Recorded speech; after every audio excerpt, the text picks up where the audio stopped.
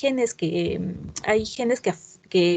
digamos, son los que causan estos problemas, estas afectaciones. Algunos, por ejemplo, es el gen, el GRHL3, por ejemplo, ¿no? Pero hay diversos estudios que se hacen, ¿no? Pero más es por esta insuficiencia en el cierre de los procesos, de los procesos maxilares. Ahora, en relación a si hay predisposición sexual, pues sí, esto lo que he mencionado también, ¿no? Está mucho más relacionado a los varoncitos, y también si es que si uno tiene familia, un hermano o un padre que tenga esta situación o esta anomalía, pues hay mucha más predisposición para heredar este trastorno.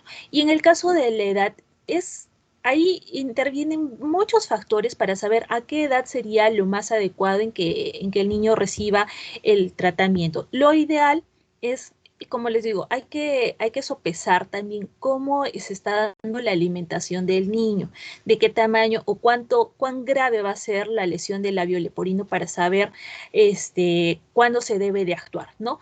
Si es una lesión que de repente no me afecta el paladar, que es una lesión muy leve, ¿no? Como la que está presentando, se puede esperar a que se termine de formar la carita, se termine de formar el labio, para que se dé una cirugía, digamos, con más éxito, ¿no? Sobre todo viéndolo por el lado estético, porque eso es algo importante también que hay que considerar, ¿no? Y si fueran casos pues mucho más graves, de repente ustedes han visto casos con paladar hendido, que no es solamente que se lleve a cabo una sola cirugía, se llevan múltiples cirugías a lo largo del desarrollo del niño, ¿no? Buscando sobre todo en las primeras cirugías tratar de corregir el defecto para que el niño consiga una mejor alimentación y no tenga mayores problemas de salud. ¿Listo? Ya posterior, ya cuando alcance una madurez en cuanto al desarrollo de la carita, pues se van haciendo las cirugías de tipo más estético, ¿no? Para que de repente no quede una cicatriz tan importante, que no haya ese fondo o esos problemas psicológicos que pueden acarrearse frente a estas malformaciones, ¿no? Y eso principalmente. Lo más temprano que se podría operar pues serían alrededor de los 2 meses, un aproximado, ¿no? Y de ahí hay que ir analizando, viendo cómo se va cambiando la carita para hacer ya cirugías cosméticas, ¿no? Que serían a posterior. ¿Listo? Muy bien, Ramsés. A ver, seguimos con la siguiente, Yumi. Gracias, doctor. Ya te la voy a compartir pantalla. Perfecto.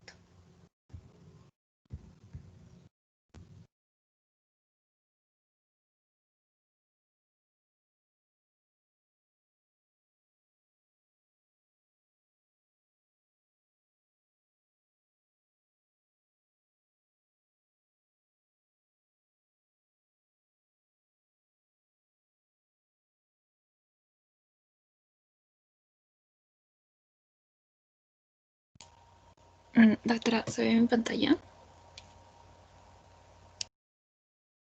Sí se ve, Yumi. Sí, adelante, Yumi.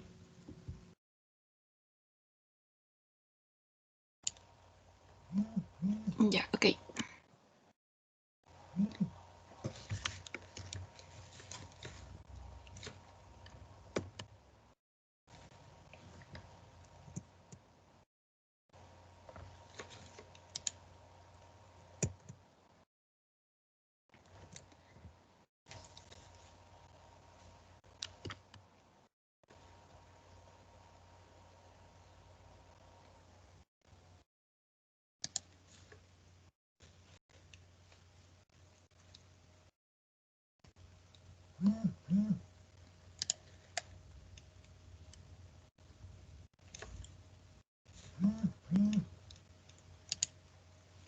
Ya.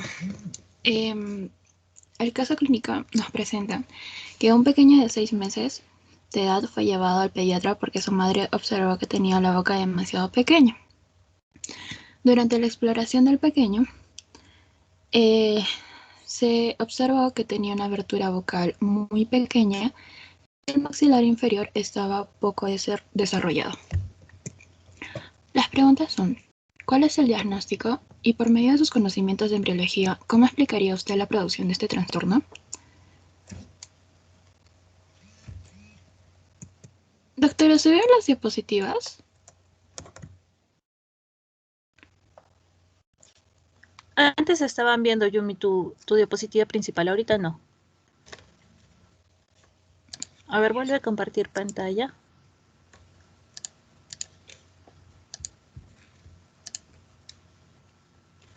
¿Ahora sí? Sí, ahora sí. Ya. Bueno, el diagnóstico sería, es posible que el diagnóstico del bebé de 6 meses de edad cruce entre una micrognatia y un... Si hablamos de micrognatia, nos dice que es un pobre desarrollo mandibular. Esto quiere decir que la mandíbula inferior es más pequeña de lo normal. Esto está acompañado de los problemas respiratorios y puede afectar a la alimentación del bebé, lo que puede necesitar biberones especiales para poder alimentarse. Hablando de embriología, esto se da porque existe una migración insuficiente de células de la cresta neural hacia el primer arco durante la 4ª semana del desarrollo embrionario. Esta patología puede aparecer por sí sola o como parte de un síndrome. Y en caso de que sea un síndrome, está asociado al síndrome de Pierre-Robin, al de Adams y al de Treacher-Collins. Si hablamos de lo que es microstomía, es una afección donde la boca es extremadamente pequeña. Hablando de embriología, es la función excesiva de las masas mesenquimatosas de los procesos maxilar y mandibular del primer arco faríngeo y puede relacionarse con hipoplasia de mandíbula. También hace una referencia a una abertura bucal rudimentaria y a veces en relación con la holoprosencefalia. Hay síndromes congénitos asociados, como son el síndrome de Hallermann-Aatroev, la displasia oropalatal, el síndrome Fine-Lubinsky y entre otros.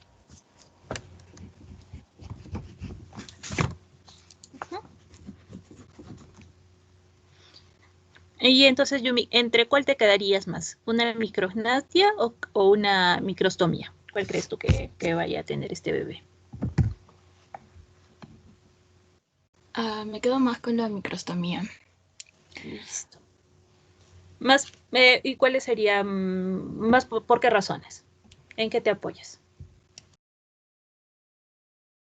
Porque si hablamos embriológicamente, lo que nos dice la descripción es que es una función excesiva entre las masas mesenquimatosas de los procesos maxilar y mandibular.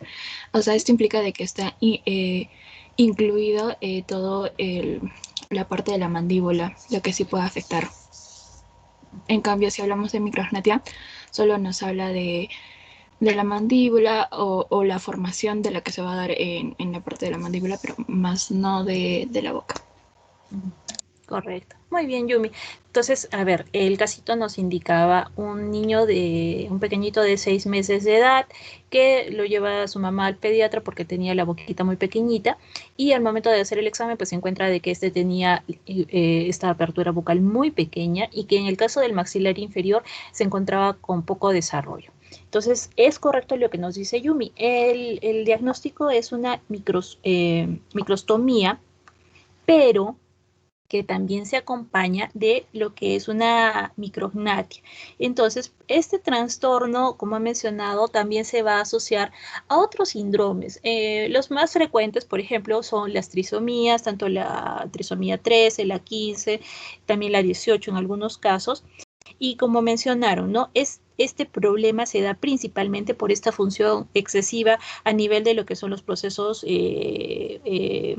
mandibulares, ¿no? Y que va mucho, bueno, está en relación con la afectación de lo que sería el primer arco faríngeo.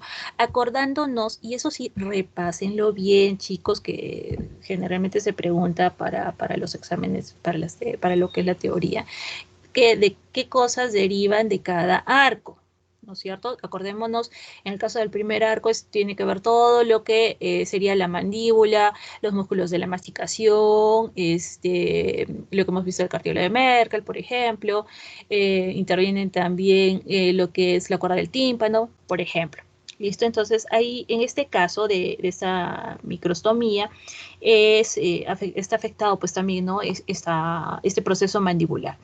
Y en el caso de que va asociado a la micrognatia, se debe más que nada también a un desarrollo insuficiente del proceso mandibular, ¿no? Como hemos dicho. Entonces, hay que tener, son dos cosas donde hay que evaluar también cómo va el desarrollo de la boquita. Este bebito lo que más tiene es la microstomía, ¿no? Que se le ha encontrado asociado también un poco de la micrognatia. Listo. Muy bien. Ahora, a ver, muy bien, Yumi. Pasamos con el tercer casito con Alison. Ya, doctora.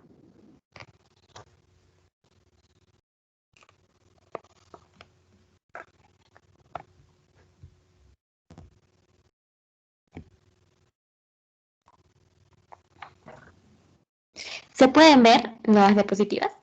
Sí. Ya. Ya, doctora. El caso nos habla de un bebé de 4 semanas de edad que presentó una falta de aumento de peso y dificultades en la alimentación. Por esta razón fue sometido a una exploración por el pediatra. Entonces, este punto es importante conocer algunos datos, ¿no? Como lo que es el peso del bebé. El peso de un bebé de 4 meses de edad debe ser alrededor de los 6 kilos. Entonces, obviamente, este bebé pesa menos que esta cantidad. Y podemos decir que esta falta de peso es la consecuencia a la dificultad que tiene al momento de alimentarse. La madre también dice que le dice al doctor que su bebé era alimentado al pecho y que aceptaba de manera activa la leche cuando ella se exprimía el pezón, porque el bebé presentaba la dificultad al momento de succionar el peso por su propia cuenta. Entonces, en conclusión, no está recibiendo una buena alimentación materna. La succión es un proceso realizado por el bebé que desencadena un proceso hormonal y que termina con la producción de leche. Esta leche que finalmente ingiere el bebé tiene factores inmunológicos y tiene factores nutritivos que aseguran el buen desarrollo y el buen crecimiento del bebé, ¿no? Y que también, bueno, aumenta este lazo afectivo especial que hay entre la madre y el hijo. Entonces, en este caso nosotros hablamos de lo que es la anquiloglosia, que también es llamada como lengua anclada, frenillo corto. Es un trastorno que está presente desde el nacimiento, que en realidad está presente desde el nacimiento y que afecta a cualquier persona, pero que es más frecuente en los niños que en las niñas. ¿De qué trata? Consiste en la existencia de una banda inusualmente corta, como podemos ver en las imágenes, corta, gruesa o densa de tejido, conocido como frenillo lingual. Esta bendita va a unir la parte inferior de la punta de la lengua a la base de la boca. Entonces, obviamente, la lengua anclada va a afectar la forma en que el niño come, en que el niño habla y traga, ¿no? Como podemos ver en el caso, interfiere en lo que es el amamantamiento y, bueno, la succión de la leche. Este bebé presenta dificultad para extender la lengua más allá de los incisivos inferiores o levantarla hacia los superiores, aunque también existe la presencia... Doctora, ¿están viendo mis diapositivas? Tan solo te has quedado en la diapositiva 1. Sí. A ver. Ahí has dejado de compartir. Ya. Ahora está en la diapositiva que dice anquiloglosia. Sí, está en la que dice eso. Ya, doctora. Entonces, ya, voy a continuar. Ya, entonces, lo que pasa es que al momento de que el bebé quiere lactar, el bebé, como no puede mover la lengua libremente y tampoco la puede mantener en la posición correcta, podría masticar el pezón en lugar de succionarlo. Entonces, esto obviamente va a causar mucho dolor en la madre y va a interferir en la obtención de la leche materna. Y bueno, pues una lactancia inadecuada va a producir una mala alimentación y también va a producir una falla, una falta de crecimiento en el bebé, ¿no? Otra de las complicaciones también que puede tener es la dificultad para hablar, una mala higiene bucal, dificultades con otras actividades orales, como por ejemplo lamer un helado, lamerse los labios o al momento de besar o tocar algún instrumento de viento, ¿no? Ahora, ¿cuál sería la causa? En realidad, el frenillo de la lengua se suele separar antes del nacimiento para que así la lengua pueda tener un movimiento libre. Cuando este frenillo es corto, permanece adherido al fondo de la lengua. No se sabe exactamente el motivo de esta afección, pero dice que podría ser por factores genéticos, por herencia. Y finalmente, ¿cómo es que podríamos tratar este caso? Haciendo controles periódicos de la evolución de este frenillo, porque por lo general se produce el estiramiento sin ningún problema, y ya en un caso mayor se suele tratar con algún procedimiento quirúrgico simple. Eso es todo. Muy bien, Alison. A ver, el diagnóstico que has dado, sí es un diagnóstico posible. Ahora vamos a empezar leyendo un poquito el caso. Dice que es un niño que tiene 4 semanas que al ser visto por el pediatra porque no subía de peso y porque tenía dificultades en la alimentación, la madre dijo de que el pequeño lo alimentaba con pecho, lo aceptaba de manera activa la leche cuando se exprimía de manera manual desde el pezón, pero desde luego tenía dificultades para realizar lo que es la succión del pecho. Entonces, ¿qué anomalía congénita a nivel de la boca se puede presentar o va a causar este problema de alimentación? Lo que has mencionado, a ver, en relación bueno, que es más conocido comúnmente como frenillo, sí, puede ser un buen diagnóstico diferencial, ¿listo? Pero acá yo debo de acotar algo en relación al caso que se presenta, más el diagnóstico lo están dando como un paladar hendido medio, que que puede afectar lo que es la úvula, el paladar blando y también parte del paladar duro. Entonces, pero acá no menciona en lo que es la presentación del caso que el niño tenga o esté acompañado por un labio hendido o labio leporino. Entonces, yo creo que ahí podrían ser necesarios más datos, ¿no? En cuanto a la presentación del caso para que sea un poco más claro el diagnóstico hacia lo que es el paladar hendido, ¿no? Sobre todo porque estos niños que tienen paladar hendido, al momento de que no realizan una correcta succión o lo poco que van a succionar y que van a tragar, van a tener problemas o van, con aspirarse los alimentos y van a desarrollar neumonías a repetición. Entonces, de repente por ahí sería importante que en el caso te presenten pues esos datos, ¿no? De que de repente se atora con la leche, ¿no? Para que puedas dirigirlo ahí. Tu resolución ha estado correcta porque también la presencia del frenillo te va a causar, en los pequeñitos, causa estos problemas en la succión, no pueden alimentarse de forma correcta, ¿listo? Pero en lo que yo les estoy indicando de la resolución de caso, bueno, se indica de que es un paladar hendido medio, sin labio leporino, ¿listo? Entonces, hemos visto de que en este caso, pues estos niños tienen mucho riesgo de desarrollar neumonías por aspiración y hay que tener mucho cuidado en la forma como alimentarlos, ¿no? Para que no tengan estos problemas, ¿no? Y el tratamiento generalmente, pues es una reparación quirúrgica que se realiza aproximadamente a los 18 meses, ¿no? Antes de que este niño empiece a hablar, porque necesitamos corregir el defecto del paladar para que pueda tener un adecuado desarrollo, ¿no? En el caso de la corrección del frenillo, si es un frenillo corto, ¿no? Que de repente no causa mucho problema, a veces se espera, ¿no? De repente que que el niño crezca, y más la corrección del frenillo se hace también con aspectos sociales, ¿no? Porque a veces cuando empiezan a hablar van a tener ese ceseo o problemas con la pronunciación, entonces se decide hacer un pequeño cortecito, ¿no? Para poder liberar la lengua y que haya una mejor pronunciación, ¿no? Más por ese lado. Si ya es un caso muy severo, pues a temprana edad, pues también igualito se hace la pequeña corrección quirúrgica y con eso se soluciona. ¿Listo? Entonces, por si acaso, Alison, está bien tu enfoque diagnóstico, pero por si acaso les voy diciendo en cuanto a la resolución de los casitos para que tengan el diagnóstico según lo que se ha planteado. ¿Listo? Muy bien. A ver, vamos ahora a ver con Elmer. Tracy, dime.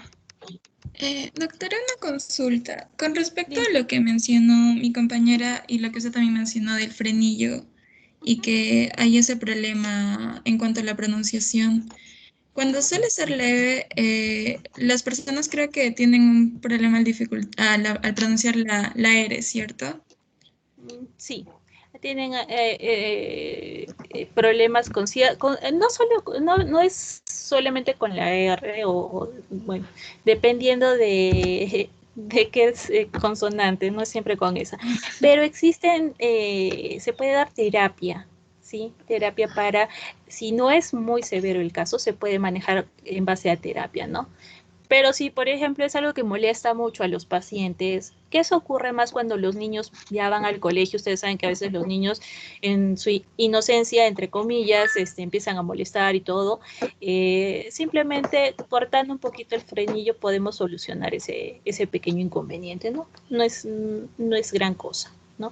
Si me causara, eso sí, problemas de alimentación, como están viendo, de que puede ser de que el niño no sube peso, entonces ahí sí la corrección quirúrgica tendría que hacerse lo más pronto posible. ¿Listo? Y en cuanto al bueno, de las personas que no tienen ese frenillo, o sea, que sí se ha llegado a separar, pero quizá no del todo, también suelen tener ciertos problemas al momento de lactar cuando son bebés, o es como que relativo en cuanto a, como no es tan grave, no hay tanto problemática en cuanto a eso de la lactancia. No es, como te digo, o sea, si el frenillo no es tan importante, los niños logran lactar de manera a veces un poco con cierta dificultad, pero se logra acomodar, ¿no? Y no se mira una baja de peso, no llega a acarrear esos problemas, ¿no? Si fuera un frenillo importante, ahí sí, porque la succión no se va a dar de forma correcta, va a haber problemas en cuanto a la alimentación, y entonces cuando se va a hacer pues la revisión con el pediatra para ver cuánto se sube de peso, y tú te das cuenta de que este niño no está siendo alimentado correctamente, hay que ver cuáles son las causas, ¿no? Y muchas veces ahí sí hay que tener mucho cuidado con el caso del paladar hendido, porque como no tiene el labio leporino, ustedes miran por afuera y te dicen, ay, sí, todo está bien, todo está ok, ¿no? Y se olvidan de abrirle la boquita al bebito y ver cómo está el paladar duro o el paladar blando, ¿no? Para ver que no haya ninguna alteración. Entonces, a veces la mamá dice, ay, sí, pues, pero no quiere comer, de repente, es cuestión del pezón, y se buscan mil y un cosas, y al final se olvidaron de ver dentro de la boquita y el problema era el paladar hendido. Entonces, ojito siempre cuando se hace la revisión completa con los neonatos, hay que abrirles la boquita, ver las fosas nasales, hay que ser muy minuciosos con eso, ¿ya? Gracias, doctora. No hay nada. Muy bien, a ver, Elmer.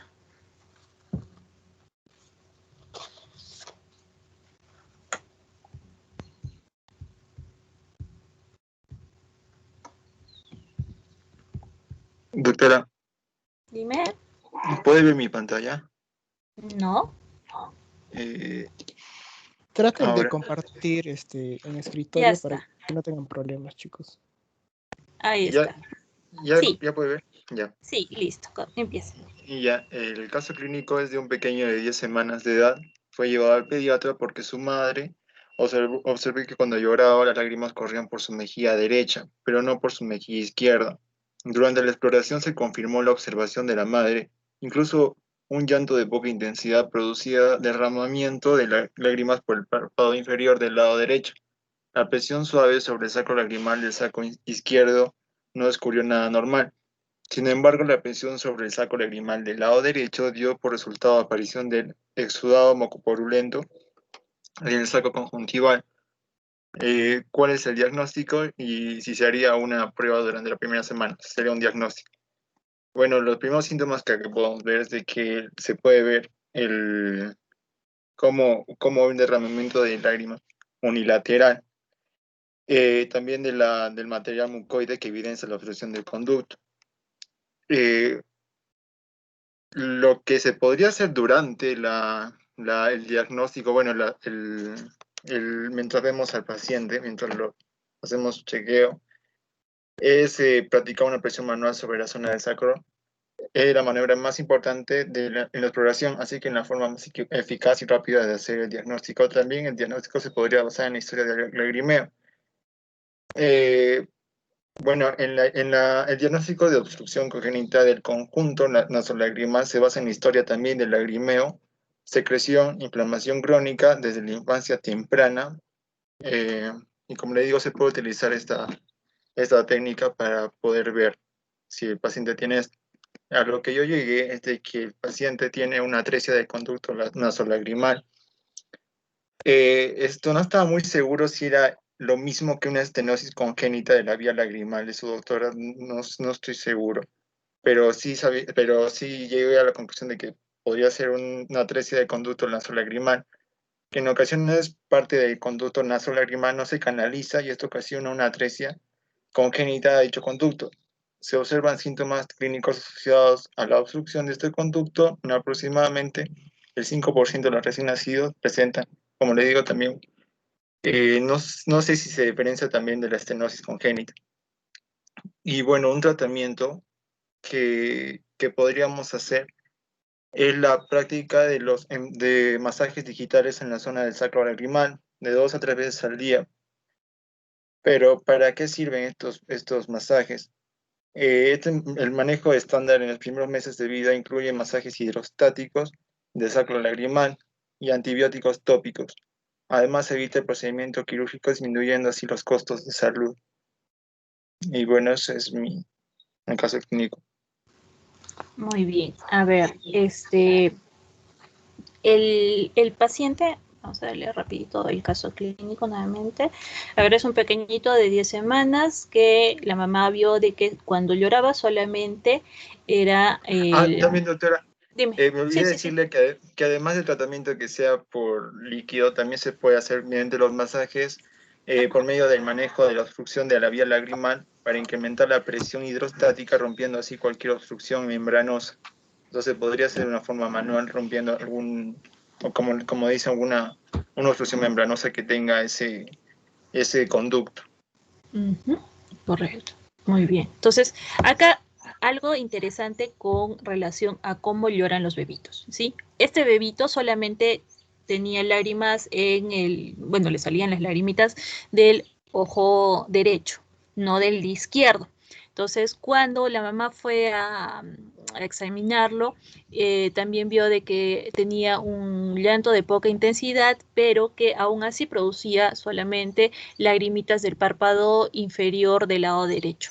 A la presión suave sobre el saco lagrimal del lado izquierdo no describió nada normal. Sin embargo, la presión sobre el saco lagrimal del lado derecho dio como resultado un exudado mucopurulento, ¿no? Entonces, el diagnóstico de este pequeñito es como tú has dicho, una obstrucción congénita del conducto nasolagrimal del lado derecho, ¿listo?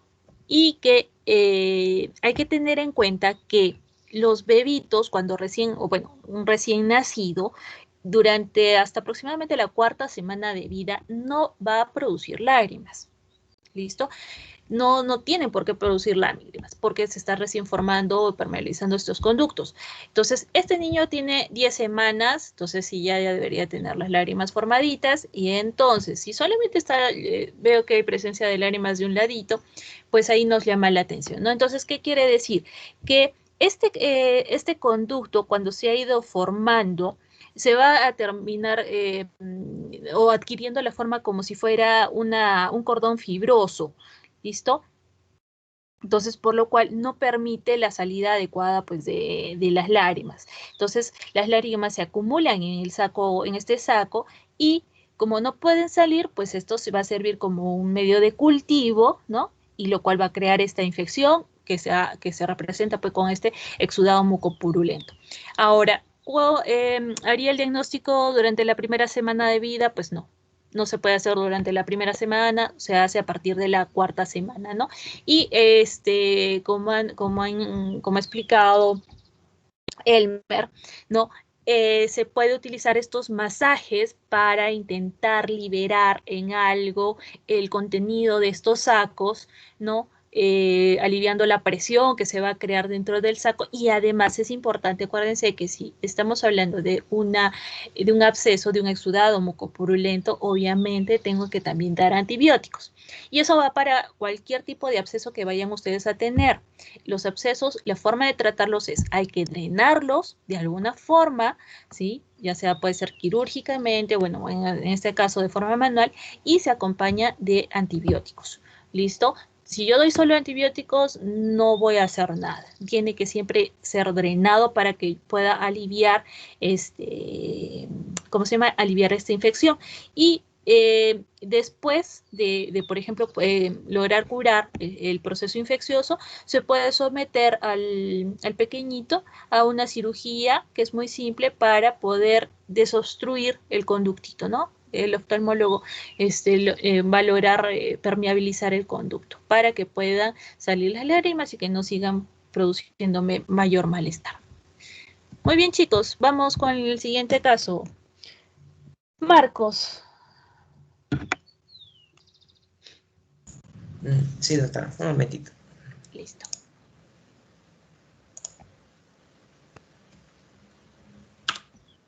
¿Sí se ve mi diapositiva, no, doctora? Sí, adelante. Ya.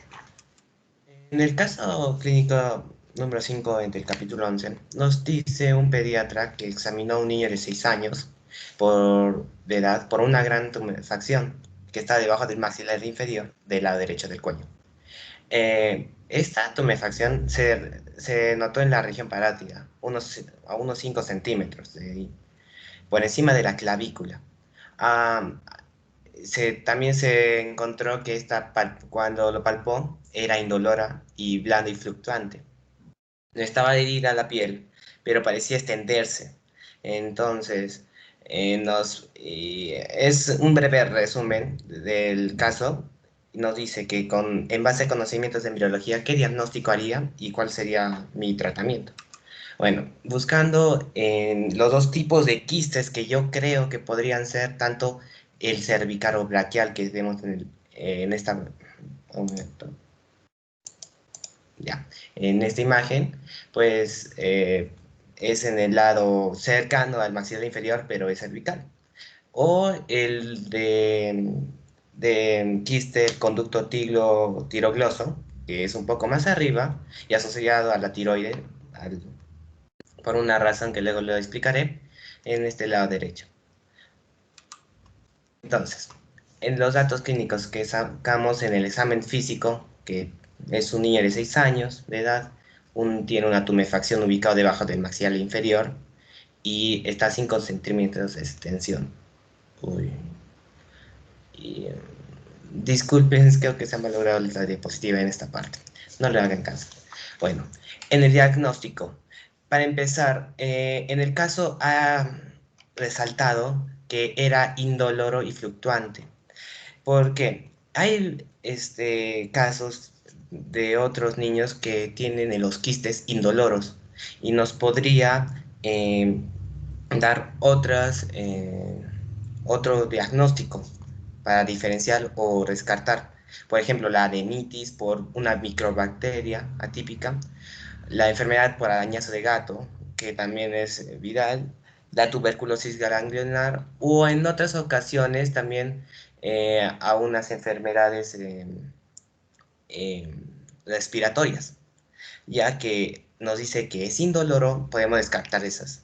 Solo nos quedaría los quistes braquiales y cervicales. ¿Por qué rescato estos dos?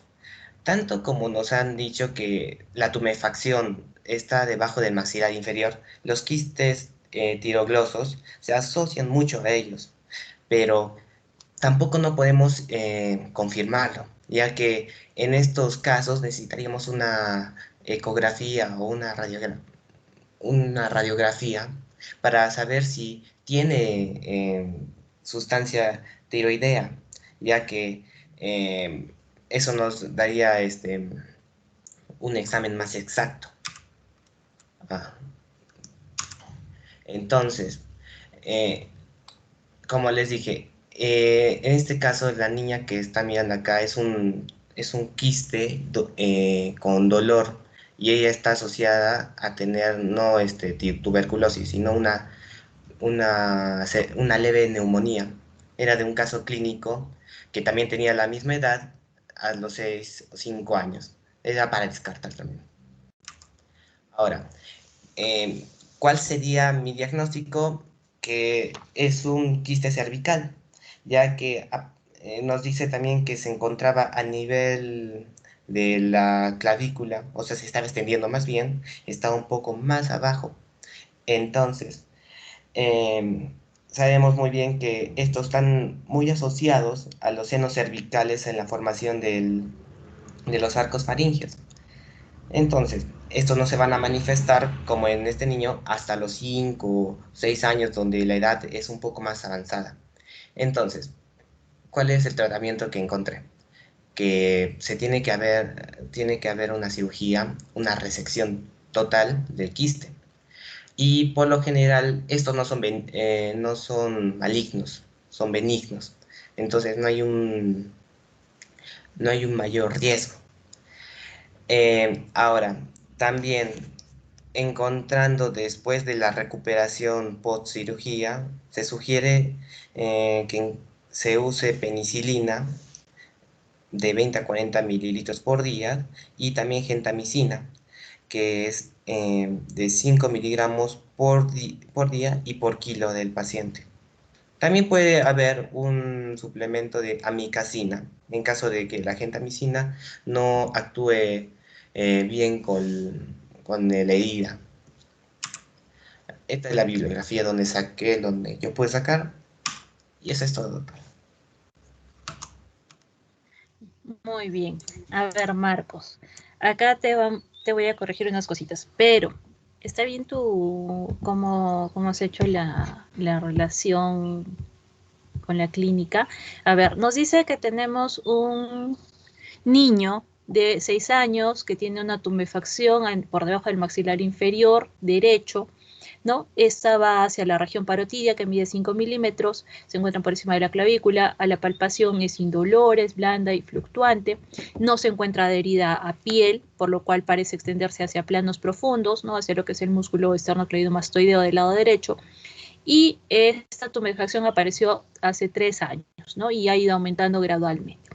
A ver, el diagnóstico de este pequeñito es un quiste branquial. ¿Listo? En relación a este quiste branquial, bueno, lo que son los quistes branquiales, es más que nada, es un trastorno congénito donde estas masas generalmente tienen esta descripción que les hemos dado en el caso, ¿no? Que son móviles, que van a estar justo por debajo de la piel, pero que no están adheridas a piel. Uno las palpa y se van a mover, y que van a estar generalmente entre lo que es el esternocleidomastoideo y la faringe. Este tipo de lesiones o este tipo de malformaciones tienen su origen en lo que sería el segundo arco branquial, ¿no? Y por eso es de que aparecen en la parte lateral del cuello, ¿sí? Y van a ir creciendo poco a poco y se hace mucho más visible cuando alcanzan la edad entre los 5 los 6 añitos, ¿no? Y empiezan a aumentar también de tamaño cuando los niños sufren muchas enfermedades respiratorias, ¿no? Cuando constantemente están resfriaditos, digamos, es como que se desinflamara y se hicieran un poquito más grandes. Ahora, el diagnóstico lo hacemos principalmente a través de ecografías para ver o sea, para ver lo que es el contenido quístico, ¿no? Que es estas bolsas, bueno, toda la descripción de la imagenología que hay y ver el contenido que va a tener. Ahora, en el caso de llamarlo de un quiste del conducto tiroidoso o un quiste tiroideo, eso ya es más en el caso de anatomía patológica. Muchas veces en el laboratorio nos han llevado estos quistes y de acuerdo al contenido es que nosotros les damos el nombre y el apellido, ¿listo? Entonces, pero por la ubicación que tiene, ¿ok?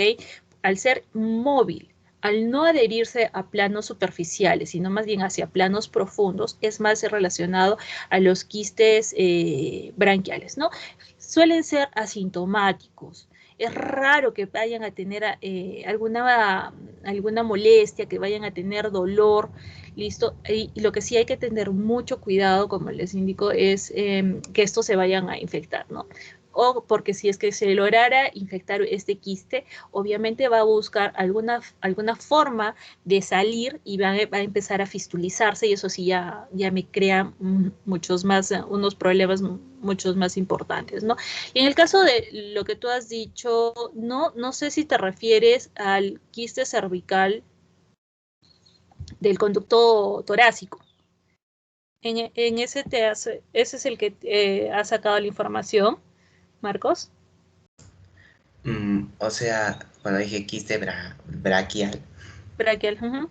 en realidad me acabo de dar cuenta que es branquial. Lo siento, doctora.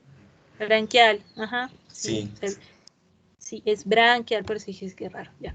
Entonces, sí, entonces estás en lo correcto, es quiste branquial, ¿no? Y que se va a dar, bueno, que se va a dar todas estas estas molestias, y lo que hacemos generalmente es punzar el contenido, se aspira, para saber cuál va a ser el manejo quirúrgico, ¿no? Lo que se tiene que hacer es realizar la resección completa del quiste, es decir, sacar toda la bolsita, tiene que salir toda entera, porque si dejamos un poquito, pues vuelve a crecer. Entonces se hace la resección completa del quiste, con todas las ramificaciones que puedan tener, y se le tiene que acompañar, pues, de antibióticos para tratar cualquier signo de infección, que no haya ninguna complicación. ¿Listo? Entonces esto más está en relación con una alteración a nivel del segundo arco. ¿Listo? Muy bien, Marcos. Seguimos con Kimberly. Ya, doctora, voy a presentar un momento, por favor. Ya está.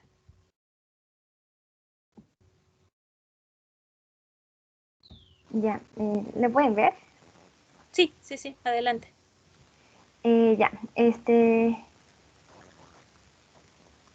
bueno, ya, voy a hacer la presentación de mi caso clínico. Me tocó el capítulo 11, el caso número 6. En el caso clínico nos habla sobre un pequeño de 3 meses de edad que fue llevado al pediatra por su madre, ya que ésta creía que la lengua de este pequeño era demasiado grande para su pequeña boquita. Y nos narra tal cual que su boca no parece ser del tamaño suficiente para contener la lengua. Y es así que durante la exploración realizada se observó que esta lengua tenía un aumento difuso del tamaño, más allá de los límites normales. En este caso nos piden que nombremos las alteraciones congénitas comunes causantes del crecimiento difuso de la lengua. Bueno, para analizar este caso tenemos que ver los signos y síntomas. Dentro de los signos podemos ver que hay un aumento difuso del tamaño de la lengua que va a estar más allá de los límites normales y que es un pequeño de 3 meses de edad, por lo que concluimos que en sí el problema vendría a ser el tamaño demasiado grande de la lengua. Llegando a una conclusión de que podría ser una macroglosia congénita. ¿Y qué es una macroglosia congénita? Bueno, Es un defecto del desarrollo embrionario que es algo poco frecuente, pero que está caracterizado por una hipertrofia muscular, una hiperplasia adenoidea o una malformación vascular que va a resultar en que esta lengua esté agrandada y que sea prominente. Acá podemos observar un pequeño que posee este tipo de patología. Entonces, dentro de las alteraciones congénitas causantes de este crecimiento difuso, encontré 8 que eran las más comunes o más estudiadas, dentro de las cuales vamos a tener que diferenciar algunas que van a estar asociadas a síndromes y otras que no van a estar asociadas a síndromes, sino que van a ser de una manera aislada. Dentro de la manera aislada vamos a poder hablar acerca de que una que va a estar asociada al infiltrado tisular, que vendría a ser las anomalías o malformaciones vasculares. Estas son un tipo de lesiones que van a estar derivadas de los vasos sanguíneos y linfáticos, que van a generar un aumento de presión y dilatación de los vasitos, que van a terminar con el aumento del tamaño de la lengua. Estas malformaciones pueden ser venosas, pueden ser capilares o pueden ser malformaciones arteriovenosas. Nuestro causante número 2 es la hemihiperplasia o hemihipertrofia. Esta condición o esta anomalía en sí es el desarrollo excesivo de una parte o de la mitad de un lado del cuerpo. Si bien está como que más acentuado en lo que es las extremidades, esta patología también va a formar o causar que la lengua o partes de la cara también aumenten en tamaño. Luego tenemos lo que es el cretinismo. Ahora, el cretinismo vendría a ser una patología asociada, un crecimiento de lengua asociada a un síndrome. En este caso, el cretinismo va a estar caracterizado por un déficit de lo que es el desarrollo físico y psíquico y por falta de lo que es la glándula tiroides en la etapa fetal. Dentro de los signos que podemos encontrar el cretinismo, va a estar caracterizado porque va a presentar una macroglosia. El otro síndrome es el síndrome de Bergwijn-Wiedemann. Este síndrome tiene varios nombres y en sí es una enfermedad hereditaria autosómica dominante que va a estar caracterizada por una gama de sintomatologías, pero dentro de los cuales va a llamar la atención que va a presentar también lo que es la macroglosia. En lo que es el síndrome de Down, nosotros sabemos que es una copia extra de lo que es el cromosoma 21. Vamos a ver que es muy frecuente que la lengua de estos niños con síndrome haga prominencia en la boca, de tal manera que siempre su boquita va a estar entreabierta y con la lengua protruida. Otro causante congénito vendría a ser lo que es la mucopolisacaridosis. Bueno, las mucopolisacaridosis en sí son un grupo de enfermedades metabólicas hereditarias que van a estar causadas por la ausencia de alguna enzima que va a generar el procesamiento de algunas moléculas que van a ayudar a lo que es la construcción de huesos, cartílagos y tejido conectivo. Y dentro de los síntomas de estas mucopolisacaridosis, vamos a tener que los síntomas físicos generalmente van a estar asociados a lo que son rasgos faciales toscos y el recrecimiento de lo que es la boca y la lengua. El síndrome de Hunter, por ejemplo, es un signo característico de esta enfermedad, es la lengua protuberante, grande, más allá. Otra alteración congénita vendría a ser la enfermedad de Pompe, pero la enfermedad de Pompe de forma infantil se va a manifestar generalmente en los primeros meses de nacido. Y dentro de los síntomas de esta variante infantil va a ser justamente la lengua agrandada. Un causante también de lo que es el crecimiento difuso de la lengua es el hipotiroidismo, pero de origen congénito. En este caso es cuando la glándula tiroides no se desarrolla de manera adecuada y va a presentar dentro de las manifestaciones clínicas justamente que la lengua va a estar mucho más grande de lo que debería estar junto con otras sintomatologías. Acá en esta diapositiva podemos ver cómo son los niños con las diferentes patologías nombradas. En el caso del cretinismo, en el caso al lado podemos ver el síndrome de Wedgwood-Wiedemann, el síndrome de Down, acá está la mucopolisacaridosis y un niño con enfermedad de Pompe y el hipotiroidismo. Todos presentan la lengua mucho más grande. Gracias. Listo, muy bien, Kimberly. A ver, sí, vamos a repasar un poquito el caso que tú nos has presentado. Es un pequeño que de 3 meses que la mamá pensaba que la lengüita era demasiado grande, decía su boca no parece ser de tamaño suficiente para contener la lengua, ¿no? Durante la exploración esta lengua tenía un aumento difuso de tamaño más allá de los límites normales y bueno, las alteraciones congénitas más comunes que pueden causar pues este aumento difuso de la lengua son todas las que tú has mencionado. Vamos a hablar un poquito en relación a lo que es la macroglosia congénita, que es lo que tenía este paciente, ¿no? Que lo que se mira es esta lengua que se protruye, que va mucho más allá de lo que de la cavidad bucal y que hay dos tipos, una que es de tipo congénita, a veces la llaman verdadera, y otra que es relativa, donde no es tan obvio esta malformación. Ahora, las causas, como tú has dicho, se puede asociar a múltiples síndromes, como el síndrome de Beckwith-Wiedemann, la mucopolisacaridosis, la enfermedad de Pompe, también lo que es el hipotiroidismo congénito, el cretinismo, muy asociado a lo que es el síndrome de Down, que es uno de los más comunes. Otros que son menos frecuentes, por ejemplo, son los linfangiomas o cuando hay una hipertrofia muscular aislada, por ejemplo. Entonces, ¿cómo se debe examinar este tipo de macroglosia? Tiene que ser en reposo, se le mira al bebito y se logra ver esta lengua que es mucho más larga, que es mucho más gruesa y ancha y que sale, ¿no? Fácilmente cuando el niño está en reposo. Puede tener fisuras o no, puede presentarse algunas úlceras a lo largo. Lo que va a traer como consecuencia este tipo de malformación es de que los niños van a tener problemas con el lenguaje, dificultad para poderse alimentar, para poder deglutir. Ustedes han visto que también presentan cialorrea, ¿no? Obviamente porque la lengua pues está ocupando casi toda la cavidad. A veces van a tener también infecciones de la vía respiratoria, puede producir obstrucción, ¿no? Por el volumen de la lengua. Entonces es importante identificar que el caso de la macroglosia congénita va a ir acompañando un síndrome, ¿no?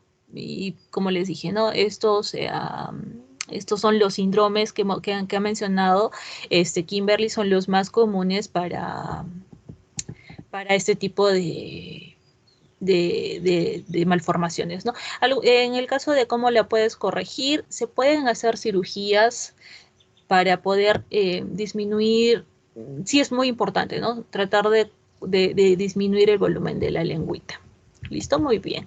Vamos a ver ahora con Sara. Sí, doctora, aquí estoy. Listo. A ver, Sara. Ya. Aquí.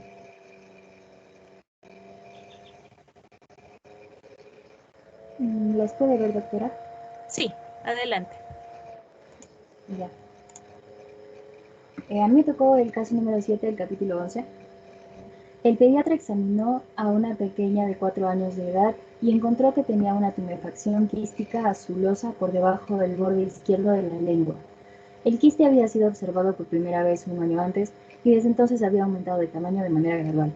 ¿Cuál es su diagnóstico? Yo le diagnostiqué a esta nena una ránula. Ahora vamos a ver lo que es una ránula. Es una tumefacción de tejido conjuntivo encontrado específicamente en el piso de la boca. Consiste en una colección de mucina proveniente de la ruptura del conducto de una glándula salival que produce distensiones quísticas llenas de saliva. Esta ránula se puede producir por golpes, por traumas, por cirugías dentales mal realizadas, por traumas en la parte inferior, en la mandíbula o en la mejilla. Y lo que pasa es que los conductos de la glándula salival se rompen y se obstruyen por saliva, como ya vimos. Generalmente las ránulas son asintomáticas, la piel que las recubre tiende a permanecer intacta, la masa no está fijada y no es dolorosa. Su color blancuzco azulado y su consistencia suave se asemejan a la del vientre de una rana, y por eso es que se le denomina o se le llama ránula. Algunos criterios que observamos para poder identificarla más fácil: se observa principalmente en niños pequeños y adolescentes de ambos sexos, no hay una preferencia ahí, mayormente unilateral, o a veces también puede ser bilateral, pero es un poco extraño. La forma es esférica, el tamaño varía de 1 a 5 centímetros de diámetro, el color azul pálido con características de apariencia semitransparente. Los ganglios linfáticos cervicales no están agrandados, que es algo importante, y puede tener o no prolongación en el cuello.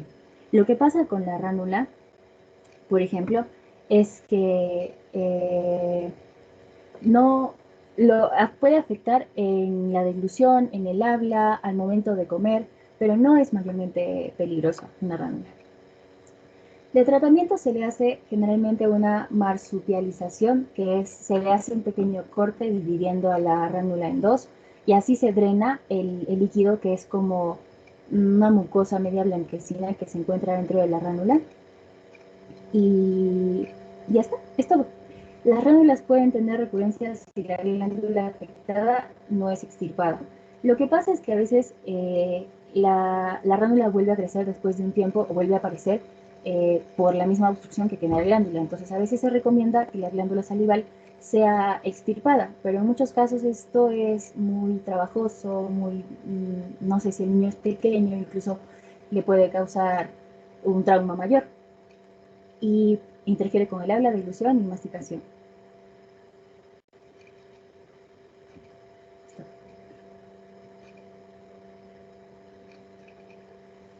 Muy bien. Entonces, a ver, tenemos acá, como dijo su compañera, tenemos una niña de 4 añitos que tenía esta tumefacción quística. Importante el color, media azulada, que se encontraba por debajo del borde izquierdo de la lengua. ¿Listo? Acá el dato del color ya es, póngale atención a eso, ¿no? El quiste lo observaron hace un año antes, ¿no? Y poco a poco pues iba aumentando su tamaño. Entonces, está correcto el diagnóstico de la ránula, de una ránula lingual. Esta es un tipo de quiste que se debe por una afectación a nivel de la glándula salival, como han dicho, de la sublingual, y que aparece desde el momento que nace. Esto se da desde el nacer, y poco a poco pues esto va a ir evolucionando, ¿no? Y lo que pasa es que hay una insuficiencia de los conductos de esta glándula para lograr aperturarse, ¿no? Y ahí es donde se va acumulando este contenido. Y obviamente, pues mientras pasa el tiempo, pues esta tumefacción, este quiste, pues aumenta de tamaño y puede, como ha dicho, ocasionar estos problemas al hablar, a veces un poco de molestias al deglutir los alimentos, y es muy simple el tratarlo, ¿sí? Mediante una cirugía, como han dicho, se realiza la marsupialización, donde es importante retirar por completo el quiste, ¿sí? Toda la membranita. Y eso va para absolutamente todos los quistes en relación a los tratamientos quirúrgicos. Uno tiene que ser muy cuidadoso en lograr hacer la completa, porque si yo dejo un pedacito, alguna de sus ramificaciones o lo que fuera, pues finalmente esto puede volver a presentarse, volver a aparecer, y otra vez hay que intervenir, ¿no? Puede crear más que nada molestias o complejos al niñito si es que no se trata a tiempo, ¿no? Estos problemas del habla, que cuando llegan al momento del colegio, pues son tan importantes al momento de sociabilizar con otros niños, hay que evaluarlos con mucho cuidado. ¿Listo? Para saber cuál es el momento más adecuado para realizar las cirugías.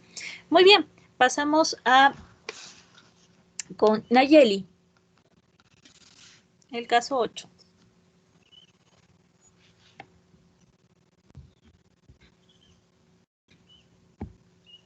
Sí, doctora, ¿se ve? ¿Todavía?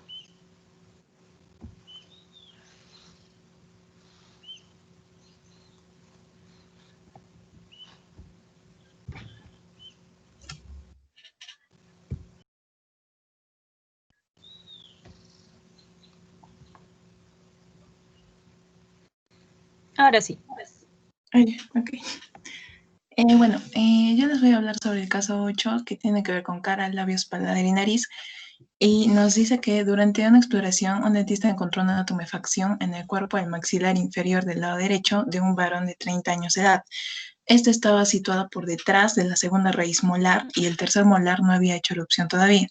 El examen radiológico del maxilar inferior descubrió un quiste y se observaba que la corona del tercer molar, que no había hecho erupción, se proyectaba hacia el quiste. Y dice cuál es el diagnóstico, cómo puede usted explicar la existencia de quiste. Bueno, yo he comparado con las manifestaciones clínicas del paciente y he llegado a la conclusión de que es un quiste dentígero folicular, bueno, podría ser, debido a que este quiste va a contener en su interior un diente que no era opcional. En este caso, como vemos, el paciente del tercer molar inferior se va a localizar en mandíbula maxilar superior y las piezas dentarias que más va a afectar este quiste son en orden de frecuencia, el tercer molar inferior, como en el caso del paciente, y también puede ser caninos o premolares. Va a ser también este quiste más frecuente en hombres que en mujeres y se va a ver en la segunda o tercera década de vida. En el caso del paciente vemos que tenía 30 años de edad, ¿no? Bueno, ¿por qué se da la formación de este quiste? He encontrado varias hipótesis, en realidad no solamente una. Bueno, las más importantes que he destacado acá son que se puede originar un quiste en los dientes primarios o de leche. Estos van a crecer y van a englobar al diente permanente, a los que, bueno, tenemos ahora nosotros. También puede ser que se origina después de que la corona del diente ha terminado su formación y va a haber acumulación de líquido entre la corona y el esmalte. Otras dos hipótesis de las que he podido leer más artículos es primero que puede derivar de los restos de Malassez. Estos restos son células que van a estar alrededor de las raíces de los dientes y van a formar parte del ligamento periodontal. Estos pueden proliferar y van a causar procesos inflamatorios durante el desarrollo porque tienen una buena capacidad para formar tejidos. Estos se van a derivar de la vaina de Hertwig, que va a estar presente en lo que es el esmalte. Y bueno, para otra teoría que he visto también es que se puede deber este quiste a la degeneración del retículo del esmalte del órgano del esmalte de un diente que no era opcionado. Para esto quisiera explicarles un poco de lo que es la odontogénesis. En esta imagen de aquí podemos ver el epitelio oral que va a sufrir un engrosamiento, lo que vamos a llamar lámina dentaria. Esta lámina se va a invaginar hacia el espacio rosado que es el mesénquima, y aquí va a haber también la formación del órgano del esmalte.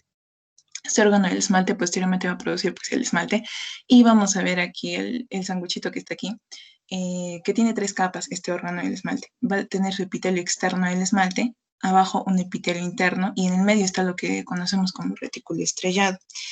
Este retículo estrellado, al avanzar en el desarrollo del diente, va a ir adelgazándose, su espesor disminuye y va a sufrir después un proceso de apoptosis. Pero en lo que vemos del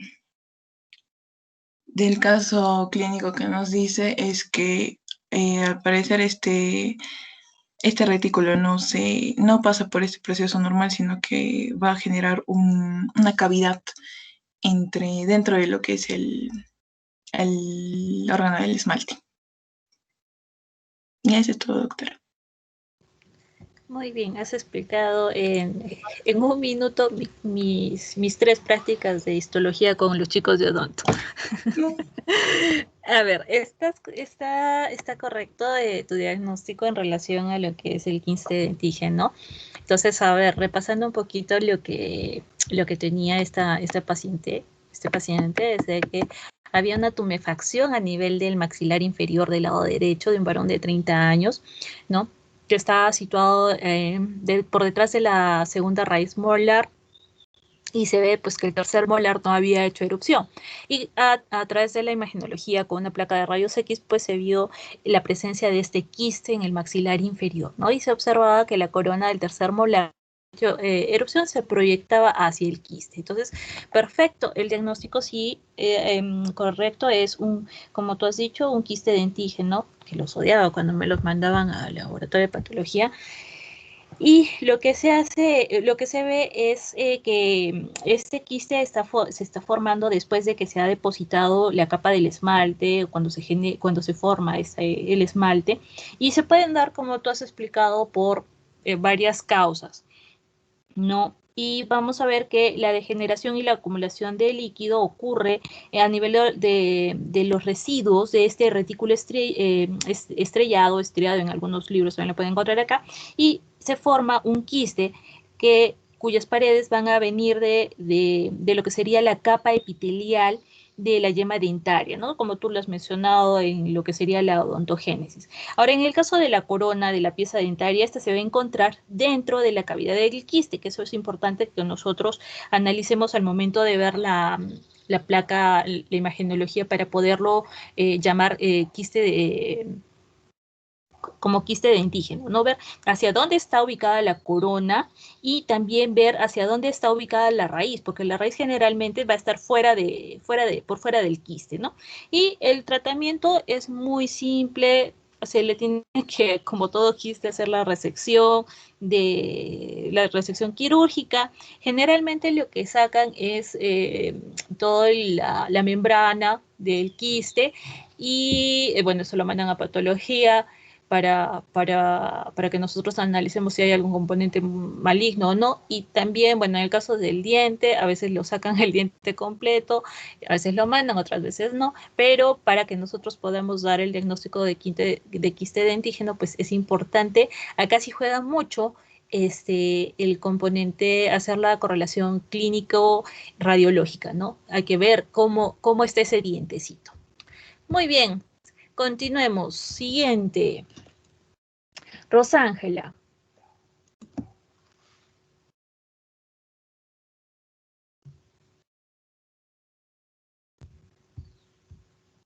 ¿Se puede ver, doctora? Ya está cargando. Ahora sí, listo.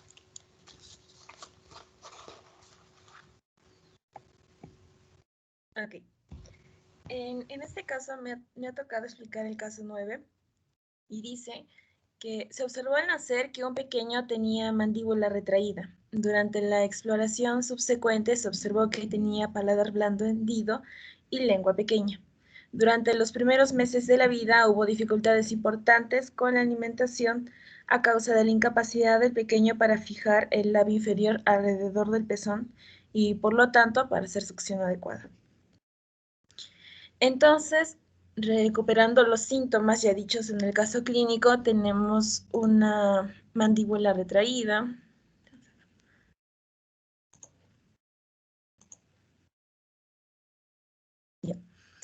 un paladar blando hendido y una lengua pequeña, que son síntomas pertenecientes al síndrome de Pierre-Robin.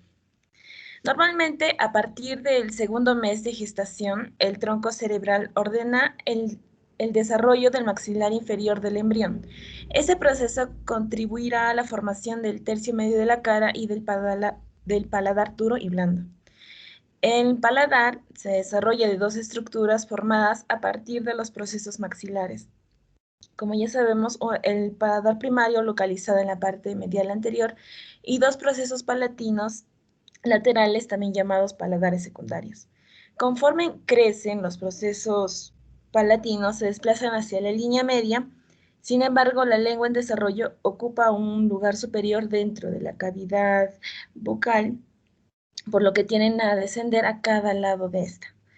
No es sino hasta la 8ª semana cuando la lengua tiende a bajar por sí sola como resultado del crecimiento mandibular, lo que provoca que los procesos palatinos se deslicen por encima de ella y así forman una elevación, fusión y posterior a una remodelación de forma arqueada. Un mal funcionamiento del tronco cerebral crea un problema en el desarrollo de la mandíbula, lo que provoca un retraimiento del mentón, obligando a la lengua a permanecer desplazada hacia atrás en posición vertical, como podemos notar en esta imagen. Lo que impide a su vez la terminación del paladar, teniendo una fisura palatina en forma de U, como podemos ver acá, y acá el retraimiento del mentón. No se conoce bien la causa exacta, pero quizás esté ligada a anomalías genéticas que afectan a la producción del factor de transcripción SOX9, que influye en el desarrollo del esqueleto facial. Entonces, el tratamiento tenemos que tener en cuenta tanto la función respiratoria y su alimentación del bebé. En los casos menos graves, el hecho de acostar a los bebés boca abajo y con el cabecero de la cuna elevado permite disminuir la obstrucción de la garganta y facilitar la respiración. Pero en los casos un poco más graves se necesita una asistencia respiratoria que consiste en proporcionar oxígeno por la nariz utilizando una cánula de Guedel para mantener la lengua hacia adelante o colocando un tubo en la faringe o en la laringe, pero solamente unos cuantos días. Sin embargo, algunos niños presentan una insuficiencia respiratoria muy grave en estadio 3 y este tiene que ser atendido mediante una intervención quirúrgica, por lo que realizamos la traqueotomía, que es una operación quirúrgica que consiste en practicar una abertura en la tráquea para comunicarla con el exterior. Dado que es un método quirúrgico eficaz pero bastante duro, algunos prefieren métodos intermedios, como una ventilación con mascarilla no invasiva. Tenemos otra que es liberación superióstica del suelo de la boca y una glosopexia. Esto consiste en fijar la parte inferior de la lengua al interior de la encía inferior, pero tiene que ser liberada antes de la dentición avanzada, que se desarrolla entre los 9 y 12 meses de edad. También tenemos unos procedimientos quirúrgicos para la reparación del paladar hendido, que pueden ser en 1 o 2 tiempos realizados entre los 6 y 18 meses, como muestra la figura de acá. Y lo más importante, que es una distracción mandibular, que consiste en el alargamiento gradual de la mandíbula, como vemos aquí, que permite aumentar sus dimensiones a expensas del hueso local sin la necesidad de injertos a distancia. Simplemente se le pone un aparatito por fuera, permitiendo simultáneamente una elongación gradual de lo que son tejidos blandos, musculatura, vasos, nervios, piel, dejando la base de la lengua en una posición más anterior. Y ahora, en los problemas alimenticios que puede tener el bebé, se le puede dar alimentos mediante los biberones con tetinas muy blandas o mediante inyectables, que se le ponen también una tetina, porque tiene ese problema siempre de no poder succionar. Sin embargo, hay otros bebés donde no pueden succionar nada y se les manda a tener una sonda gástrica. Y los bebés ya en estadio 3 que toleran mal su sonda, se les puede practicar una gastrostomía, que es un tubo plástico que une directamente el estómago a la pared exterior del vientre. Eso sería todo. Muy bien. Entonces, a ver, como he dicho, vamos a leer rapidísimo el casito. Tenemos... Ok. Dice un pequeñito que tenía una mandíbula retraída, que además tenía paladar blando hendido y la lengüita pequeña. Y durante los primeros meses de vida tenía dificultades para la alimentación a causa de la incapacidad del pequeño para fijar el labio inferior alrededor del pezón y por lo tanto no tenía una succión adecuada, ¿no? Entonces, con estas características está correcto el diagnóstico del síndrome de Pierre-Robin, donde sabemos que se puede decir que es como una triada donde encontramos alteraciones orofaciales como esta retrognatia, la blasoptosis y la fisura a nivel del paladar, ¿no? La fisura del paladar medio. Entonces, acá es importante reconocerlo a tiempo por las complicaciones que van a traer a futuro, ¿no? Como tú has dicho, alteraciones en cuanto, o mejor dicho, problemas en cuanto a la alimentación, problemas en cuanto a que este niño vaya a tener episodios de neumonías recurrentes, ¿no? Más que nada estas neumonías a causa de que se puede aspirar. Entonces, es importante hacer la corrección quirúrgica. Este tipo de alteración o de trastorno es por una afectación a nivel de los procesos mandibulares, ¿no? De los primeros arcos faringios que no van a lograr crecer y la lengua pues va a quedar entre los procesos palatinos. Vamos a ver también que para estos niños tienes que corregir dos cosas: el problema respiratorio que se puede causar, ¿no? Como tú has dicho, de repente ayudarlo con cánulas, etcétera, y también corregir el problemita pues del paladar, si es que es necesario colocarle sondita, hacerles una gastrostomía, aunque sí tienes mucha razón en que lo más adecuado o que lo que va a solucionar en gran medida este problema es la distracción mandibular, ¿no? El agarrar y poder alargar la mandíbula para que pueda haber una mejora tanto en la respiración como en la alimentación, ¿no? Muy bien, perfecto. Vamos ahora con Natalie. Sí, doctora.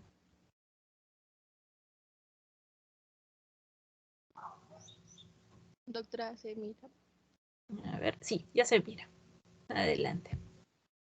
A mí me tocó el primer caso del capítulo 12. Nos habla de un muchacho de 15 años de edad que se cayó de la bicicleta y se hizo daño en el dorso. Después de la exploración física, se efectuó radiografía de columna vertebral.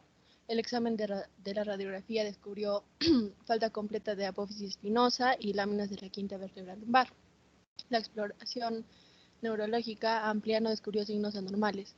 Es diagnosticado de forma fortuita, ya que se pide un diagnóstico radiológico de la columna vertebral por indicación médica que no está relacionada con la malformación en sí. Y gracias al estudio se diagnostica que tiene espina bífida oculta. Esta afecta a 1 de cada 10 personas, no presenta signos, por lo que no puede detectarse, a menos que sea mediante la radiografía que le hicieron. Y esta se presenta usualmente en las vértebras L5 a S1. L5. ¿Cómo explicaría usted la existencia del defecto óseo?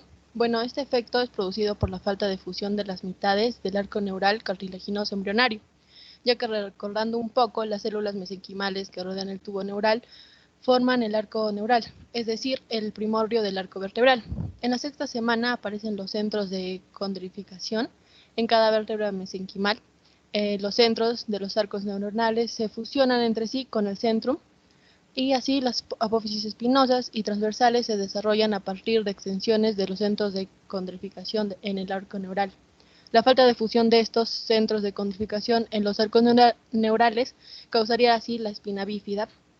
En el caso de nuestro paciente, en la L5, en ocasiones suele desarrollarse un tumor graso, que se llamaría lipoma, o generarse un mechón de pelos o una acentuada pigmentación en la zona de la malformación. Este generalmente queda oculto debajo de la piel y de los músculos postvertebrales, y solo un pequeño grupo presenta defectos significativos en relación con la médula espinal, como la médula anclada. Es una médula espinal que no se puede mover libremente dentro del canal espinal y son liberadas mediante cirugía. Eso sería todo, doctor.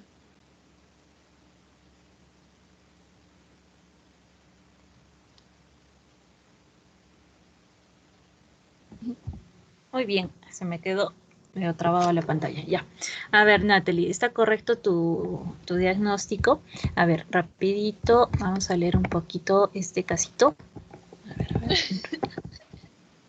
Tenemos un muchacho de 15 años que se cayó de la bicicleta y que, bueno, a raíz de esto, ¿no? Y se le realizó una radiografía de la columna y se logró observar una falta completa de la apófisis espinosa y de las láminas de la quinta vértebra lumbar, ¿no? Y a la exploración neurológica, pues no se descubrió ningún otro signo anormal. Está correcto entonces el diagnóstico de que este joven pues tenía una espina bífida oculta, ¿no? Que estaba ocupando pues la quinta vértebra lumbar. Muchas veces este trastorno puede pasar desapercibido si es algo leve, y más se da como resultado de una insuficiencia del crecimiento a nivel del mesénquima embrionario, que se encuentra entre el tubo neural y lo que es el ectodermo superficial, para dar origen a lo que es el arco vertebral, que ya lo hemos visto, ¿no? Y por esta razón, pues el conducto vertebral se queda expuesto, queda abierto, y este tipo de defecto se ve desde antes del nacimiento en algunos casos, ¿no? Se puede ver con las ecografías prenatales, ¿no? Se puede lograr ya reconocer la presencia de espina bífida para saber qué es lo que se puede esperar al momento de que el bebé nazca. O como se ha dado el caso, pues este muchacho que tenía después de 15 años, pero uno recién se da cuenta de que tenía este problema, ¿no? Y puede darse o acompañarse de estos penachos. Eso es algo muy característico. De repente no se logra observar algún tipo de lesión más que como si fuera un hoyuelo a nivel lumbar con unos pelitos, ¿no? Eso ya indica eso es algo muy característico de la espina bífida oculta.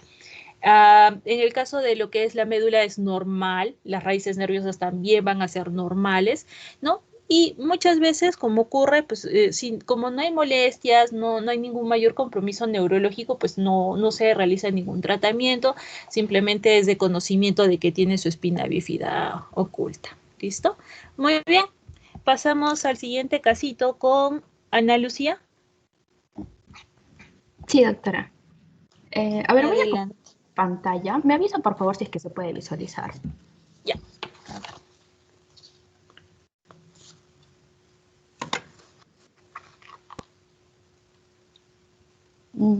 ¿Se puede ver? Sí, ya se mira. A ver. Ya. Entonces, esto va a ser un caso clínico acerca de un tipo de espina bífida. Ya. La descripción del caso es: después de haber nacido de manera normal, se observó en un pequeño una gran tumefacción sobre la parte más inferior de su columna vertebral lumbar. Al hacer la exploración más de cerca, se observó que la cúspide de la tumefacción tenía una zona desnudo oval desde la cual salía un líquido claro. También se observó que las piernas estaban en hiperextensión a nivel de las rodillas y los pies estaban sostenidos en posición de talipes calcáneo. Entonces, el diagnóstico. En este caso, va a mencionar que se observó que la cúspide de la tumefacción tenía una zona desnudo oval desde la cual salía un líquido claro. Entonces, este neonato va a presentar un saco que va a sobresalir de la mitad a la parte baja de la espalda, en la zona lumbar específicamente. Entonces, de esta manera ya se puede deducir que se trata de un tipo de espina bífida. Además, menciona que las piernas estaban en hiperextensión a nivel de las rodillas y los pies estaban sostenidos en posición de talipes calcáneo.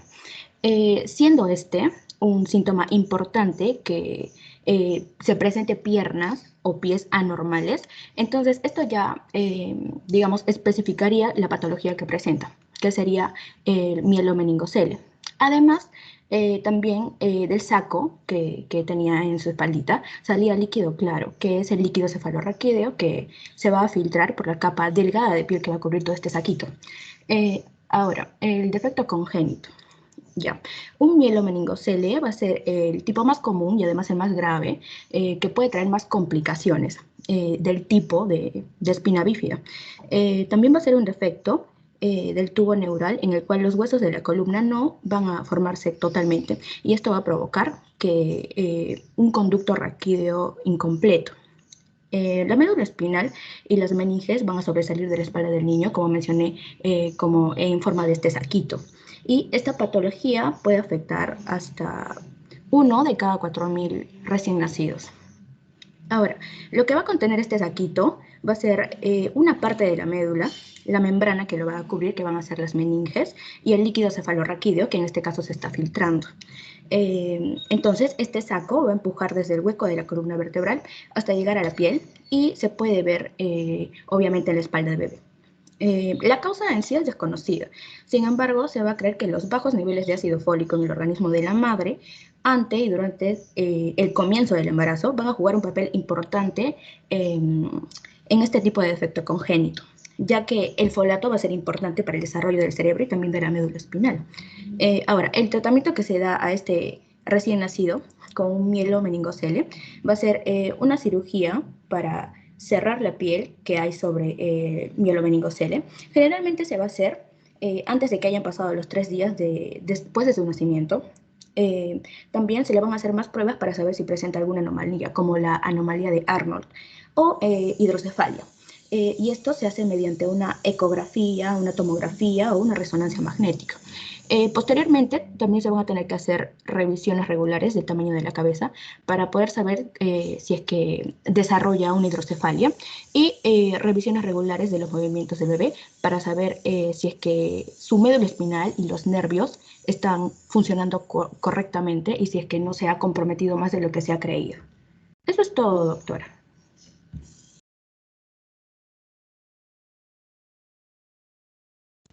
Muy bien. Entonces, a ver, como mencionaron, hablaremos un poquito, a ver, unos 5 segundos. Vamos a leer el casito. A ver, dice que es un niño que se observó una tumefacción sobre la parte más inferior de la columna vertebral lumbar y a la exploración se observó que en la cúspide de la tumefacción tenía una zona desnudo oval de la cual salía un líquido claro, ¿no? Y las piernas ya tenían un problema de hiperextensión a nivel de las rodillas y los pies estaban sostenidos en posición de talipes calcáneo, ¿no? Entonces, acá está bien tu diagnóstico, pero quiero aclarar algo.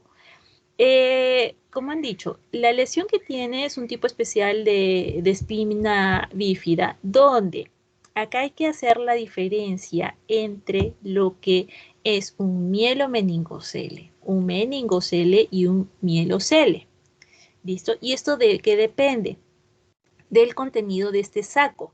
Entonces, lo más importante, lo primero que hacemos es que al observar esta protrusión, este saco que está saliendo de la espaldita del bebito, yo tengo que saber cuál es su contenido para darle el nombre. Si solamente me está diciendo que está saliendo líquido cefalorraquídeo, lo más seguro es de que esté afectada la médula espinal. Entonces, el diagnóstico más adecuado, digamos, la primera opción debería ser un mielocele. ¿Listo? En el caso de cuando yo observo, sobre todo con ayuda ecográfica, la presencia de meninges, que solamente hay meninges y que la médula no está afectada, ahí le llamo un meningocele. Y cuando encuentro meninges y cuando encuentro la médula, afectación de la médula, ahí sí ya le tomo el nombre de mielomeningocele. ¿Ok? Está asociado pues, a muchas causas, puede ser el síndrome de Arnold, la hidrocefalia, también al síndrome de Chiari-2, por ejemplo. Y también se ha visto de que hay mucha asociación con déficit de ácido fólico durante la gestación, ¿no? Por eso es de que siempre a las gestantes pues se les recomienda, y antes de la gestación, una mujer que está en edad fértil o que tiene, digamos, planes de quedar embarazada, se recomienda el consumo de ácido fólico adicional, ¿no? Para que todos estos problemas de formación del sistema nervioso pues no se den, ¿correcto? Entonces, en este caso, lo que ha habido es una falta en lo que sería la formación de los arcos vertebrales a nivel de la vértebra lumbar, donde el tubo neural pues no cerró y se observa pues estas áreas, ¿no?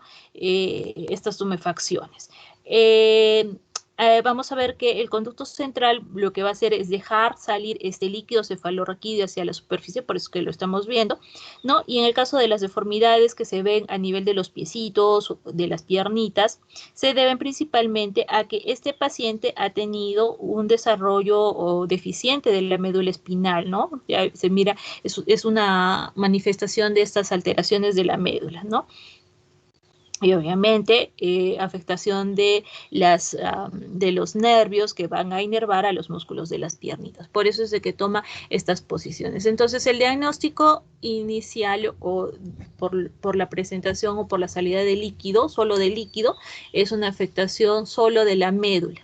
¿Listo? Para que yo observe, para que yo le diga meningo, para que lo acompañe con lo que sea meningocele o mielomeningocele, pues tendría que hacer una ecografía o que me indique, ¿no? La ecografía, la presencia de las meninges dentro de esta protrusión. Muy bien, continuemos. A ver, con Camila.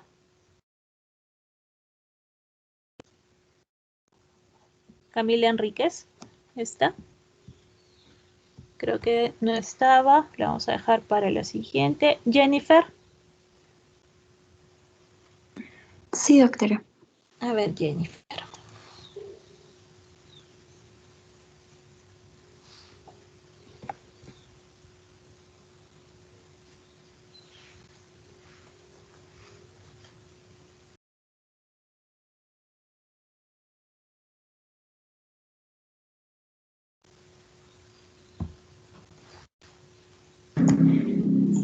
Ya. Bueno, el caso clínico que me ha tocado es el caso 4 del capítulo 12. Nos presentan a una pequeña de 6 meses que fue vista por un cirujano plástico y se observó una tumefacción en la nariz, específicamente en la raíz de la nariz, situada en los huesos frontal y nasal.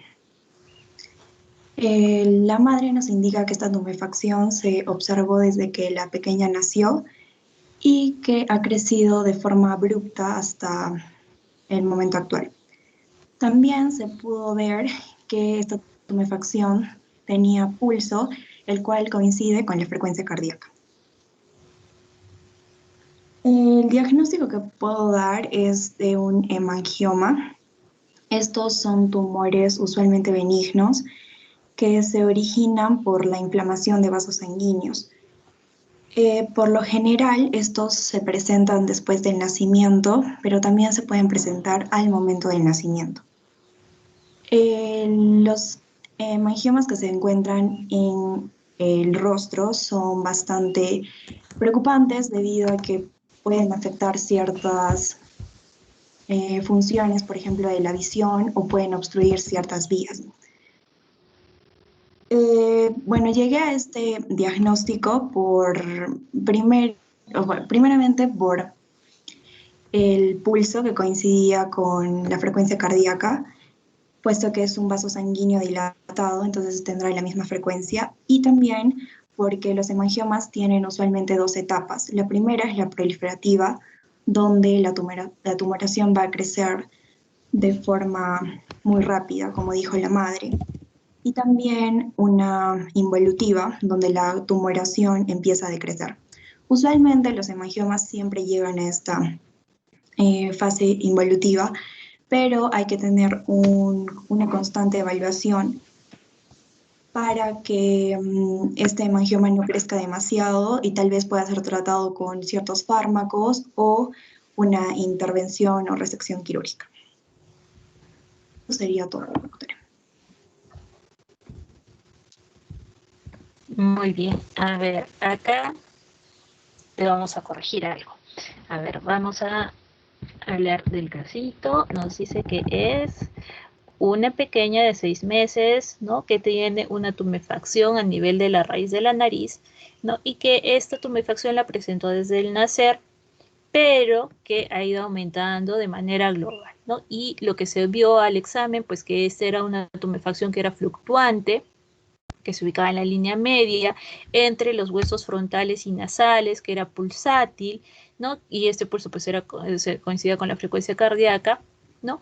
Y con el que se percibía sobre la fontanela anterior. Ese dato de la fontanela anterior es muy importante, ¿sí? ¿Por qué? Porque el diagnóstico que tiene esta pequeñita es una craniosquisis a nivel de los huesos frontales y nasales. ¿Te puedes confundir con este hemangioma? Sí, por el hecho de que te está diciendo de que es pulsátil, de que coincide con la frecuencia cardíaca, ¿listo?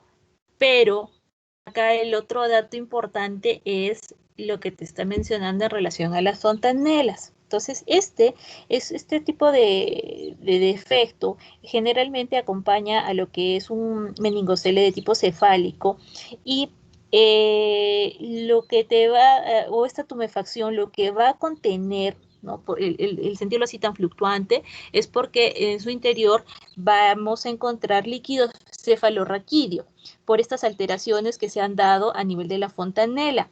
Y el pulso que te están indicando es más porque hay una transmisión del pulso que viene de las arterias cerebrales a través del líquido cefalorraquídeo. Entonces, ahí hay que tener ojo con el dato de la fontanela, por si acaso.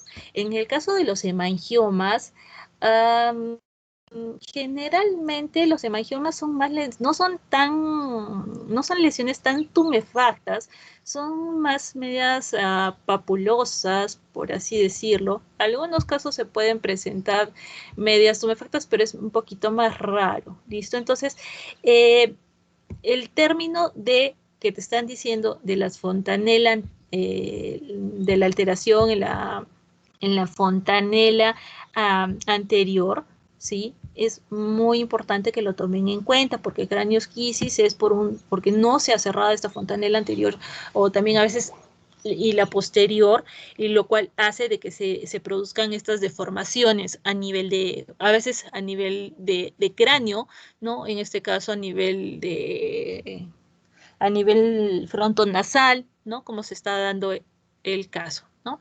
Entonces, ojito con eso. ¿Listo? Muy bien, Jennifer. A ver, vamos con Arleti. Sí, doctora, voy a compartir pantalla. Perfecto.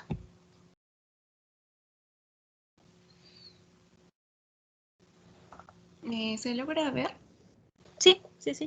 Adelante. Ya. El caso clínico que me tocó fue el caso número 1 del capítulo 13. Y el caso clínico te habla de un estudiante de medicina que había disecado con cuidado el plexo braquial en cuello y axila de un cadáver. Y se sorprendió al encontrar que no había contribución de C4, pero sí una gran contribución de a partir de T2. Le avisó al instructor de anatomía su descubrimiento y fue informado que esta alteración no es rara y se le conoce como plexo postfijado. ¿Puede usted explicar embriológicamente el plexo braquial postfijado? ¿Hay algún trastorno denominado plexo braquial prefijado? Para esto necesitamos recordar nuestra anatomía, donde el plexo braquial está conformado por las ramas anteriores o ventrales de los nervios cervicales C5, C6, C7 y C8, y el primer nervio torácico T1. Habitualmente una pequeña rama de C4 tiene que unirse con C5 y una de T2 también tiene que hacer lo mismo con T1. Estas ramas de C4 y T2 que se unen al plexo lo hacen en grado variable y va a depender tendremos dos tipos. De esto depende que se dividan en dos tipos, que es prefijado y postfijado. El prefijado es cuando la rama procedente de C4 es grande y la rama T1 es pequeña y la T2 puede estar ausente. Y el postfijado es cuando la rama C4 puede ser muy pequeña o estar disminuida del tamaño y el C4 también está disminuido. Como lo vemos en las imágenes que he encontrado, las contribuciones del contingente nervioso de estas raíces van a ser variables en porcentaje y de hecho estas variaciones suelen ser más frecuentes que el plexo normal. Además, el plexo mantiene conexiones con el sistema nervioso vegetativo, en concreto con las cadenas ganglionares simpáticas, que las encontramos a ambos lados de la columna vertebral, a través de ramos comunicantes. La contribución C4, de hecho, se da en el 60% de los casos y es escasa, y las distribuciones y variaciones distributivas del plexo braquial son variables. Y hablando del desarrollo embrionario, se da en la cuarta semana del desarrollo y ocurre cuando se da la primera diferenciación del mesénquima, luego el primordio de los nervios dorsales, terminan a la altura de los extremos distales de lo que es el húmero, en la vaina del primordio, en formación de los músculos del brazo, y en el día 32 ya se da la formación de las extensiones de los nervios desde C5 y T1, y en el día 33 los nervios se van a unir y van a comenzar a formar lo que es el plexo braquial. Y ya tendremos el plexo braquial en el día 49 y 50, que ya va a ser una orientación similar a la del adulto. Y las variaciones anatómicas pudieran ser consideradas de importancia clínica porque cuando hay un desplazamiento longitudinal del plexo braquial puede resultar en una inervación anormal, ya sea sensitiva o motora. Gracias. Correcto, muy bien. Muy bien, han aprendido bien su anatomía. Entonces, en relación al caso clínico, que a veces sí pasa, ¿no? En algún momento uno encuentra estas cosas medias raras en los cadáveres que uno diseca.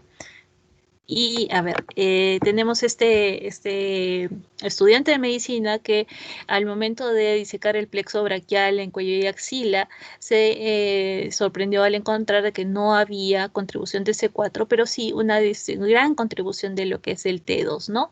Y entonces se conoce esto como el plexo postfijado. Entonces, como Arleti nos ha dicho, si nosotros analizamos la parte embriológica de cómo es que se forman todas estas ramas del plexo, todo esto empieza a desarrollarse, y también como lo hemos visto en la práctica, a partir de la 4ª semana, ¿no? Del desarrollo embriológico, y más bien hasta cerca del día 30, 32, como has mencionado, pues ya se empiezan a formar las extensiones de lo que serían desde C5 hasta T1, y poco a poco la formación de los nervios ya empiezan a unirse, ¿no? Y empieza ya a conectarse y formarse esta gran red que constituye finalmente el plexo braquial, ¿no? Y ya más adelante pues empiezan a formarse los grandes nervios, como son el mediano, el radial, el cubital, etcétera, ¿no? Para lograr alcanzar sus terminaciones, sus inervaciones finales, ¿correcto? Entonces,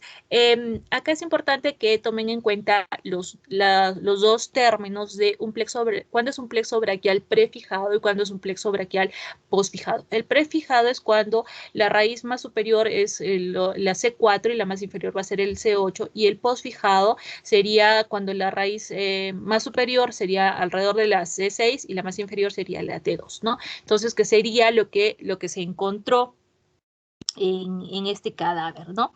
Y como dice, como nos ha mencionado pues Arleti, las implicancias van a ser más que nada en cuanto a la inervación sensitiva o motora que vaya a tener el paciente. ¿Listo? Pero muchas veces ni siquiera va a haber estos problemas, o de repente son manifestaciones que los pacientes no les prestan atención, y cuando de repente uno hace las necropsias, o bueno, en el caso nuestro de que manejamos los cadáveres en el anfiteatro, son peculiaridades que uno puede encontrar. ¿Listo? Muy bien, chicos. Ha sido interesante compartir estos casitos. Entonces, nos quedamos en el capítulo 13, caso 1, y lo bueno es que tenemos un día extra para seguir discutiendo los casos clínicos, ¿listo? Entonces, no se olviden, por favor, el domingo 10 de la noche, a través del Moodle, el examen, el pasito que sabemos dar en relación a lo que hemos hecho, de todas las láminas que hemos hecho hasta la clase pasada, ¿correcto? Para que ustedes vayan avanzando, vayan estudiando. Ya nos queda una semanita antes de empezar a dar los exámenes. ¿Listo? Muy bien, chicos. Entonces, estudien, que tengan un buen fin de semana, mucha suerte en su examen, y nos estamos conectando el día martes para continuar con los casos. ¿Listo? Muy bien. Cuídense, chicos. Hasta el día martes. Gracias, doctora. Hasta luego.